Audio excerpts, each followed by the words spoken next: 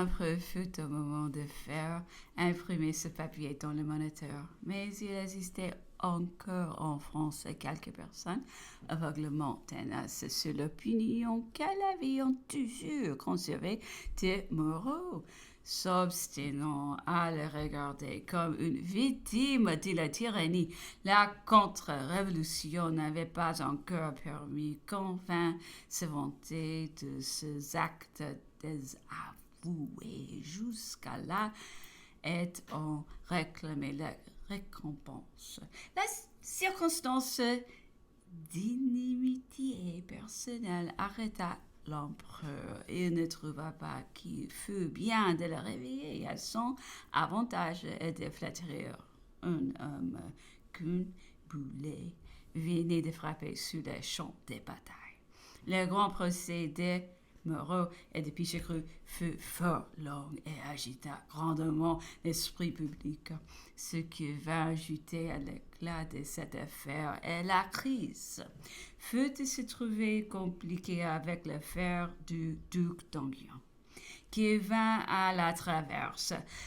Les hommes d'État, disait l'empereur, non m'ont reproché une grande faute dans ce procès et l'ont comparé à celle de Louis VI dans l'affaire de Collier qu'il mit entre les mains du Parlement au lieu de faire juger par une commission.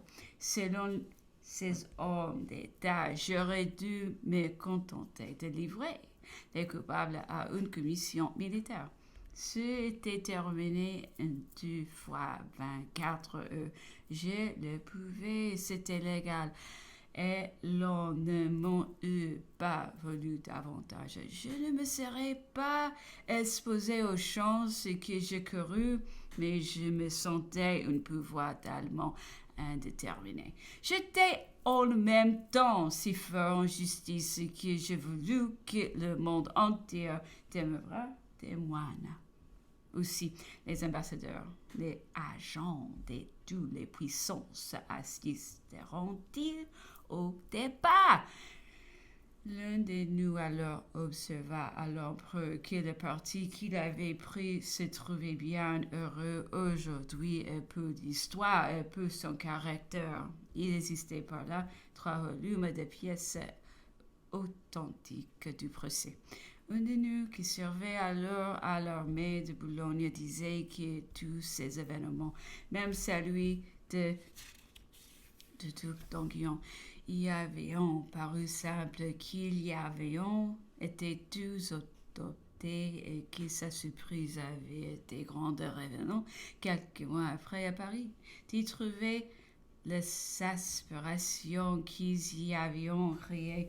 L'empereur convenait qu'elle avait été extrême, surtout celle causée par la mort du duc d'Orléans, sur laquelle même encore aujourd'hui en Europe, on semblait, disait-il, juger aveuglement et avec passion.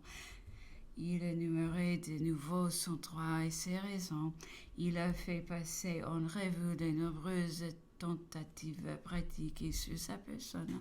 Il observait que pourtant il devait à la justice de dire qu'il n'avait jamais trouvé Louis XVIII dans une conspiration directe contre sa vie, ce qui avait été, l'on pouvait dire, permanent d'ailleurs.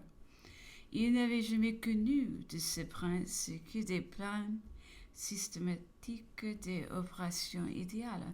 Si je fusse demeuré en 1815, a-t-il continué, j'aurais produit un grand jeu quelques-uns des derniers attentats. L'affaire Maubreuil, surtout eux, était solennellement instruite par la première cour de l'Empire, et l'Europe, frémit d'horreur en voyant jusqu'où pouvait remonter la honte de l'assassinat et du guet-apens. 31. À 5 heures, j'ai été joindre l'empereur dans le jardin. Nous y étions tous réunis. Il était sur la politique.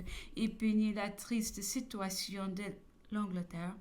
Au milieu de ses triomphes, les gouffres de sa dette, la folie, les besoins, l'impossibilité pour elle d'être un pouvoir continental, les dangers de sa constitution, le véritable embarras des ministres, la juste clameur de tout.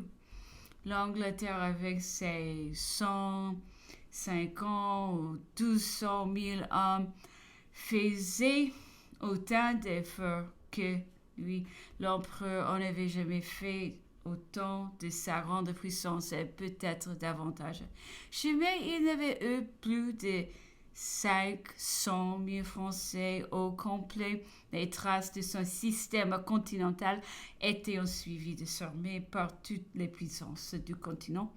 Elles ne seraient plus à mesure qu'elles assureront davantage. Il n'hésitait pas à dire, est-il le pouvait, qui malgré les événements du jeu, l'Angleterre eut gagné à demeurer fidèle au traité d'Amiens, que l'Europe entière a eu gagné, que lui seul, Napoléon et sa gloire y ont perdu, et que c'était l'Angleterre pourtant, et non pas lui qui l'avait rompu. Il n'était plus qu'un système pour l'Angleterre, continua-t-il, celui de revenir à sa constitution, d'abandonner le système militaire, de ne plus se mêler du continent que par l'influence de la mer sur laquelle elle régnait seule désormais. Si elle prenait toute autre marche, on pouvait lui prédire des grands malheurs, et elle prendrait inévitablement cette marche parce que toute son aristocratie le voudrait ainsi, et que le mépris, l'orgueil ou la vénalité de son ministre présent le ferait persister dans sa marche actuelle. La conversation finie, l'empereur est rentré dans son cabinet et m'a dit de le suivre. Il me parlait d'une lettre qui, m'ayant été envoyée d'Angleterre pour la poste ordinaire, aurait été retenue par le gouverneur pour ne lui avoir pas été adressée officiellement. On disait autant d'une lettre pour le grand maréchal. L'empereur suivait que s'il en était ainsi, il y aurait quelque chose de barbare et d'inhumain dans la conduite du gouverneur de les avoir renvoyés sans nous en avoir parlé, sans nous donner la consolation de prendre de qui celle était un défaut de forme, disait-il, peut se réparer aisément dans l'île. Il ne saurait en être de même à 2000 lieues de distance de nous. À ce sujet, j'ai raconté à l'empereur qu'il m'était arrivé du reste quelque chose d'à peu près pareil. Il y avait 8 à 10 jours. Une personne ayant en Europe m'avait persécuté pour m'être utile et je m'étais rendu. Je l'avais chargé d'un vieux soulier comme tel et d'une montre à me faire changer, puisqu'ici on ne saurait les recommander. La gouverneure avait défendu ses commissions parce qu'elles ne lui avaient pas été dressées à lui-même. Je n'en ai rien dit à personne. C'est parce que mon principe est de dévorer une injure que je ne puisse pas faire réparer. Mais je trouverai le moment d'en faire connaître mon opinion au gouverneur. En attendant, ni lui ni mon commissionnaire n'ont eu la satisfaction de m'arracher ni un mot, ni une ligne, bien que le dernier soit revenu plusieurs fois à la charge. Après le dîner, l'empereur causant sur notre situation et la conduite du gouverneur, qui est venu aujourd'hui faire rapidement l'étude de nos murets, revenait sur la dernière entrevue qu'ils avaient eu ensemble et disait des choses précieuses à ce sujet. Je l'ai fort maltraité, sans doute, disait-il. Rien que ma situation présente ne saurait me justifier, mais la mauvaise humeur m'est permise. Je rejurerai dans toute autre situation. Si ce était aux Tuileries, je me croirais en conscience obligée à des réparations. Je mets autant de ma puissance. Je ne maltraitais quelqu'un qu'il ni eux de ma part quelques mots qui recommandable et tout. Mais ici, il n'y en a aucun et je n'en avais pas l'envie. Toutefois, il y a été peu sensible. Cette délicatesse n'en a pas semblé blesser. J'aurais aimé peu son honneur, par exemple, à lui voir témoigner de la colère ou repousser la porte avec violence en sortant.